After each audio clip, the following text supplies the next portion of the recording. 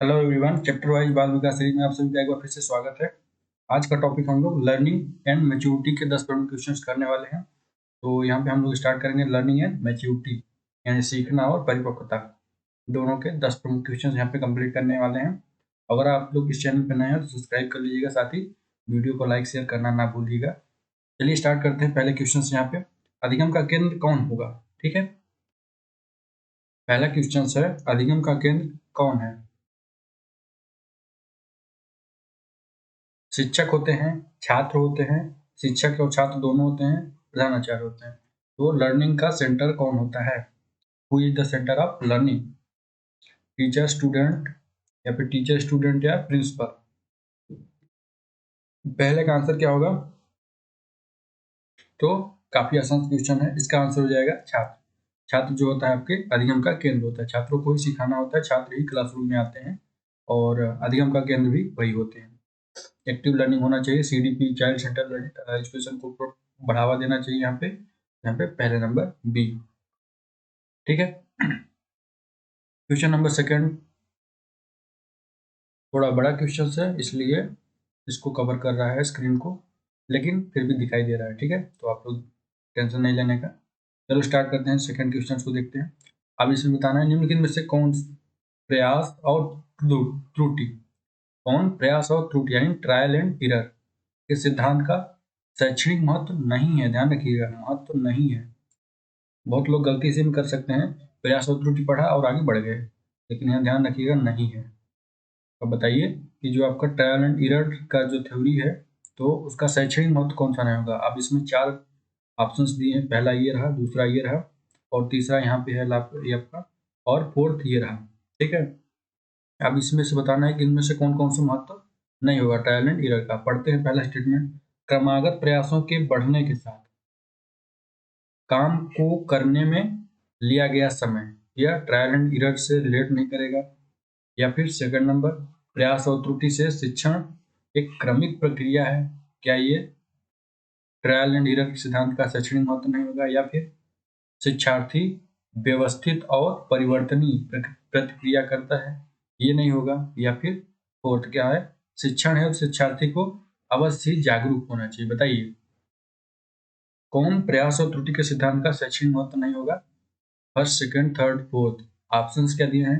केवल first and second, केवल second and third, second या फोर्थ, या फिर ये सभी नहीं होंगे शैक्षणिक प्रक्रिया के महत्व के रूप में। ट्रायल एंड एरर, यहाँ पे सेकंड का आंसर क्या होगा?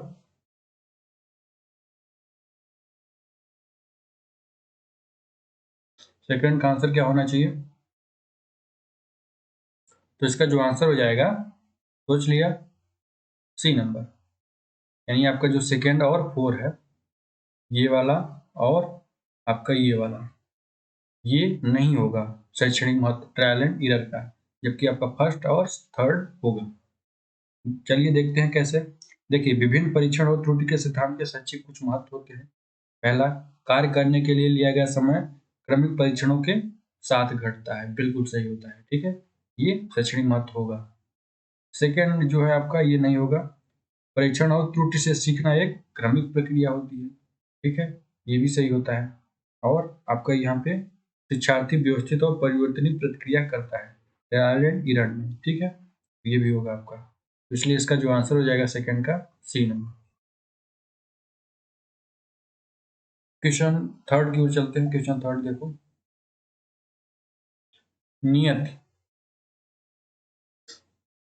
नियत एक हिंदी शिक्षिका ने देखा कि जो वह सिखाती है, जो छात्र सीखते हैं, उसमें अंतर होता है। नियति को डांट डांट करना चाहिए। नियत एक टीचर हैं, हिंदी टीचर्स, वहां पे देखा कि जो वह सिखाती हैं, छात्र सीखते हैं, उसमें अंतर होता है, उसमें डिफरेंस होता है। तो नियत को क्या करना चाहिए? एक टीचर्स के रूप में नियत यहाँ पे क्या कर सकती हैं? जो सिखा रही हैं और छात्र कुछ अलग सीख रहे हैं, यानी सीखना, वो जो बोल रही हैं वो नहीं सीख पा रहे हैं, उसके लिए क्या करना चाहिए? ऑप्शंस क्या है? शिक्षण के एक समान तरीके का पालन करें ताकि सीखने में व्यक्तिगत अंतर कम हो, या फिर छात्रों के पालन के लिए बहुत सख्त नियम बनाए तो ये होना चाहिए क्या, या फिर सी नंबर, अधिगम में सुधार के लिए अपने शिक्षण में विभिन्न प्रकार के अनुभव को शामिल कर लें, या फिर इन मतभेदों के बारे में चिंता ही नहीं करें कि जो सिखा रही हैं और जो सीख रहे हैं उनमें जो डिफरेंस है उसके लिए वो निष्फिक्र रहें बिना टेंशन के। कौन सा होना चाहिए, नियत को यहाँ पे क्या करना चाहिए, थर्ड का आंसर क्या होना चाहिए। लर्निंग एंड मैच्योरिटी के टॉपिक चल रहा है, 10 प्रमुख क्वेश्चन डिस्कस करते हैं, और ये आपका जो सेक्शन है प्लेलिस्ट में तो पूरे टॉपिक को कवर करेगा। ठीक है, बताइए इसका आंसर थर्ड का। तो इसका आंसर हो जाएगा सी, अधिगम में सुधार के लिए अपने शिक्षण में विभिन्न प्रकार के अनुभव को शामिल करें।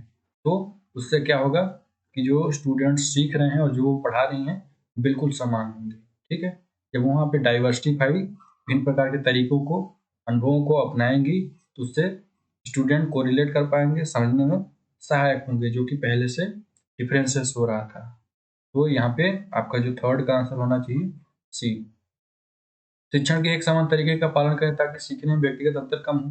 जब एक समान तरीका करेंगे तो वह बोर हो जाएंगे और सीखने में इंटरेस्टेड नहीं रहेंगे। छात्रों को ये पालन के लिए बहुत सख्त नियम बनाए, ये तो बिल्कुल ही गलत होगा। सख्त नियम बनाना, मारपीट करना अलाउ ही नहीं करता है आपके एनसीएफ। डी नंबर, इन मतभेदों के बारे में चिंता ही नहीं करें। जब कोई टेंशन ही नहीं लेंगे, मतलब ही नहीं है, तो फिर पढ़ाने का वहाँ पे कोई औचित्य नहीं होगा। यानी यहाँ पे थर्ड का आंसर सी हो जाएगा, सबसे उपयुक्त। ठीक है, क्वेश्चन 4 की ओर चलते हैं। निम्नलिखित में से कौन एक बच्चे में गत्यात्मक विकास, यानी गत्यात्मक विकास को इंग्लिश में क्या बोल सकते हैं, इसको डायनामिक या फिर मोटर डेवलपमेंट। ठीक है, इसको क्या बोलेंगे, निम्नलिखित में से कौन बच्चे में गत्यात्मक विकास यानी मोटर डेवलपमेंट के दो निकटतम सामान्य सिद्धांत हैं, बताइए। इसमें 4 ऑप्शंस दिए हैं, पहला, दूसरा, तीसरा, चौथा। ठीक है, अब इसमें बताना है कि मोटर डेवलपमेंट यानी गत्यात्मक विकास के दो निकटतम सामान्य सिद्धांत कौन से होंगे। पहला विभेदन, परिपक्वता, पदानुक्रम, एकीकरण और उत्तेजना में से आपको बताना है इसमें से दो कौन से हैं मोटर डेवलपमेंट के, बताइए। 4 का आंसर क्या होगा।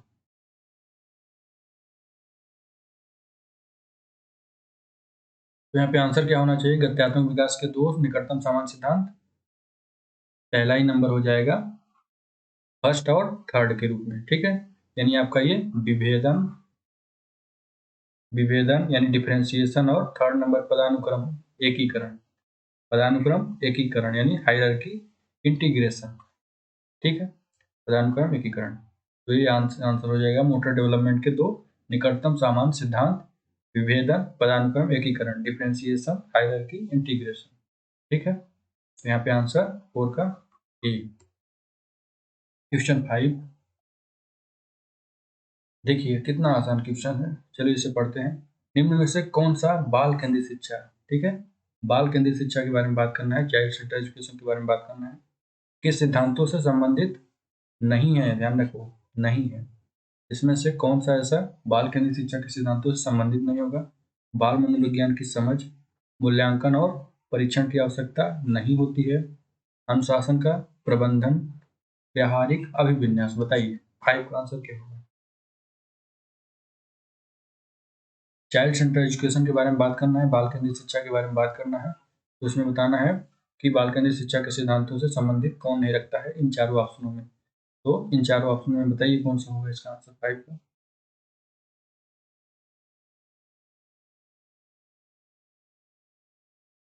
तो इसका आंसर क्या हो जाएगा, बी नंबर, मूल्यांकन और परीक्षण की आवश्यकता नहीं है। कैसे नहीं है भाई, मूल्यांकन और परीक्षण अगर ना होगा तो फिर सीखने को आकलन कैसे किया जा सकता है, इसलिए अगर नहीं के रूप में पूछ रहे हैं तो बी नंबर हो जाएगा। ठीक है, बाल केंद्रित अधिगम मूल्यांकन को समझना महत्वपूर्ण होता है, यह प्रभावी रहा है कि नहीं। ठीक है, सतत और व्यापक मूल्यांकन द्वारा पारंपरिक तकनीकों को बाल केंद्रित शिक्षा में बदला भी जाता है। ठीक है, तो ये सब होंगे। और बाल केंद्रित शिक्षा के अंतर्गत होगा क्या, बाल मनोविज्ञान की समझ होना चाहिए टीचर्स को, अनुशासन का भी प्रबंध रखना चाहिए जिससे कि डिसिप्लिन मेंटेन रहे, साथ ही व्यवहारिक अभिविन्यास यानी जो उनके बिहेवियरल रूप से अभिविन्यास है, परिदृश्य है, उसको भी शामिल करना चाहिए। 5 का आंसर बी हो जाएगा, नहीं के रूप में।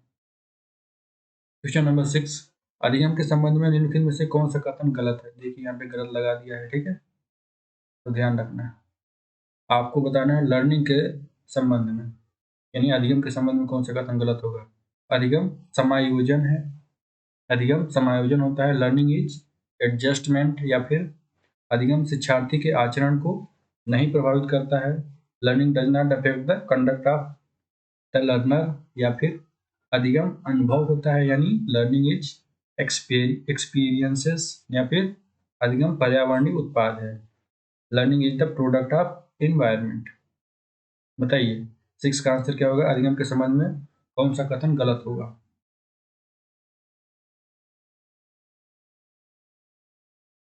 सोचो सोचो, जल्दी सोचो, 6 का आंसर क्या होगा? तो यहाँ पे 6 का आंसर हो जाएगा अधिगम शिक्षार्थी के आचरण को नहीं प्रभावित करता है, ठीक है। बी नंबर, अधिगम क्या करता है? कुछ नया प्राप्त करने, मौजूदा ज्ञान, व्यवहार, कौशल और मूल्यों या प्राथमिकताओं को संशोधित करने की प्रक्रिया होती है। अधिगम के माध्यम से ये सब चेंजेस किए जा सकते हैं, ठीक है। अधिगम शिक्षार्थी के आचरण को नहीं प्रभावित करता है, ठीक है। इस विकल्प को छोड़कर बाकी ये सारे आपके हो जाएंगे, यानी अधिगम समायोजन भी है, अधिगम को एडजस्टमेंट भी किया, अधिगम एडजस्टमेंट भी करता है, अधिगम एक्सपीरियंसेस भी होता है, और अधिगम एक प्रोडक्ट ऑफ इन्वायरमेंट जो है आपका लर्निंग जो है इन्वायरमेंट का एक प्रोडक्ट के रूप में भी जाना जाता है। लेकिन यहाँ पे गलत पूछा है, तो लर्निंग के संबंध में शिक्षार्थी के आचरण को नहीं प्रभावित करता है, ये गलत है। क्वेश्चन नंबर 7, यह संज्ञानात्मक शिक्षण का एक रूप है जिसमें समस्या निवारण धारणा के आकस्मिक पुनर्गठन के माध्यम से होता है। यह क्या है?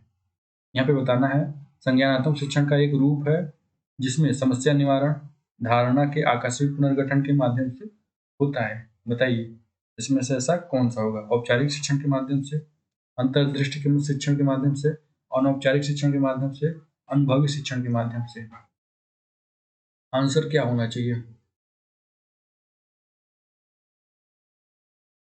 7 का आंसर कौन सा होगा?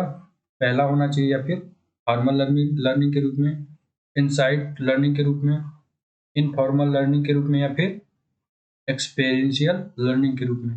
डी नंबर कौन सा होगा? औपचारिक शिक्षण, अंतर्दृष्टि शिक्षण, अनौपचारिक शिक्षण, अनुभवी शिक्षण। 7 का आंसर संज्ञानात्मक शिक्षण का एक रूप है जिसमें समस्या निवारण धारणा के आकस्मिक पुनर्गठन के माध्यम से होता है। इसका आंसर अंतर्दृष्टि शिक्षण यानी इनसाइट लर्निंग के रूप में होता है। संज्ञानात्मक अधिगम का एक रूप है जिसे मूल रूप से गेस्टाल्ट मनोवैज्ञानिकों द्वारा वर्णित किया गया है, ठीक है। इनसाइटफुल ऑफ लर्निंग किसने दिया था? गेस्टाल्ट मनोवैज्ञानिकों ने, ठीक है। तो ये भी आपको जानकारी यहाँ पे मिल जाएगी, ठीक है। तो यहाँ पे आंसर 7 का बी हो जाएगा। आकस्मिक पुनर्गठन के लिए कहाँ किसका उपयोग किया जाता है? अंतर्दृष्टि शिक्षण का। क्वेश्चन नंबर 8, व्यवहारिक संकेतों का प्रयोग किसके द्वारा दिए गए अधिगम सिद्धांत में होता है? व्यवहारिक संकेतों का प्रयोग किसके द्वारा दिए गए अधिगम सिद्धांत में होता है? कोहलर के द्वारा दिए गए अधिगम सिद्धांतों में होगा, हल महोदय के द्वारा दिए गए अधिगम सिद्धांतों में होगा, थॉर्नडाइक के द्वारा दिए गए अधिगम सिद्धांतों में होगा, या फिर स्किनर के द्वारा दिए गए अधिगम सिद्धांतों में होगा। 8 का आंसर क्या होना चाहिए? व्यवहारिक संकेतों का प्रयोग यानी बिहेवियरल इंडिकेशन का use in the learning theory given by. तो देखो व्यवहार के बारे में कौन बात करता है?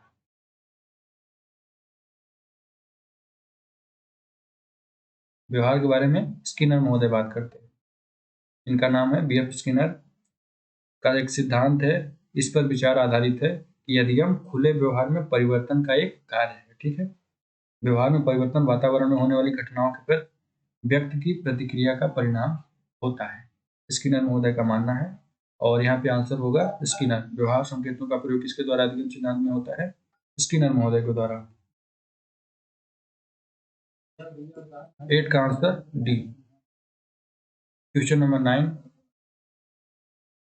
यदि रचना अपने परिवार से अच्छी पुत्री, बहन, दोस्त, पत्नी और माँ बनने के बारे में सीखती है तो यह अधिगम की किस प्रक्रिया का परिणाम होता है? 9 का आंसर बताना है। यदि रचना अपने परिवार से अच्छी पुत्री, बहन, दोस्त, पत्नी, माँ बनने के बारे में सीखती है तो यह अधिगम की किस प्रक्रिया का परिणाम होगा? पहला, अनुकूलनशीलता, परिवर्तन के रूप में, परिपक्वता के रूप में, सामाजिकरण के रूप में। 9 का आंसर क्या होगा?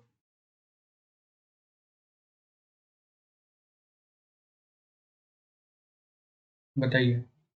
9 का आंसर क्या होगा? अनुकूलनशीलता यानी एडेप्टेबिलिटी, परिवर्तन यानी चेंजेस, और परिपक्वता यानी मैच्योरिटी, इंग्लिश इसका बोल रहा हूँ। सामाजिकरण यानी सोशलाइजेशन। 9 का आंसर क्या होगा?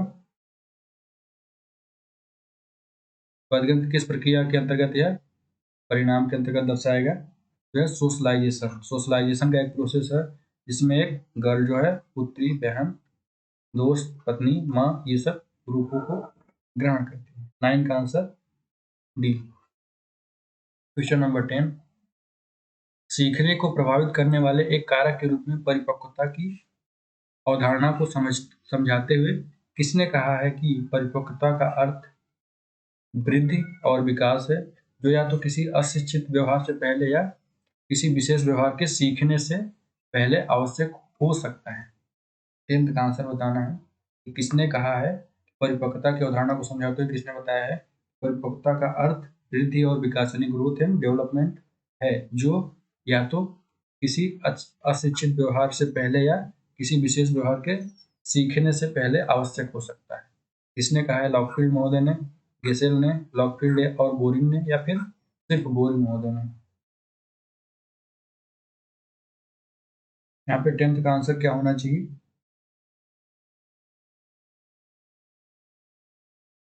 तो इसका आंसर होगा सी नंबर, लॉकफील्ड और बोरिंग महोदय ने इस बात को बताया है, जो कि आपकी परिपक्वता का अर्थ वृद्धि और विकास है, जो या तो किसी अशिक्षित व्यवहार से पहले या किसी विशेष व्यवहार के सीखने से पहले आवश्यक हो सकता है। 10th का आंसर सी हो जाएगा। ठीक है, तो आपका ये लर्निंग एंड मेच्योरिटी के 10 प्रमुख क्वेश्चन यहाँ पे कंप्लीट हुए। अब हम लोग अगले वीडियो में कुछ अगले टॉपिक को करेंगे। इसको यहीं पे समाप्त करते हैं। अगर चैनल पे नए हैं सब्सक्राइब करके जाइएगा, साथ ही वीडियो को लाइक शेयर करना ना भूलें। ठीक है, चलो फिर मिलते हैं।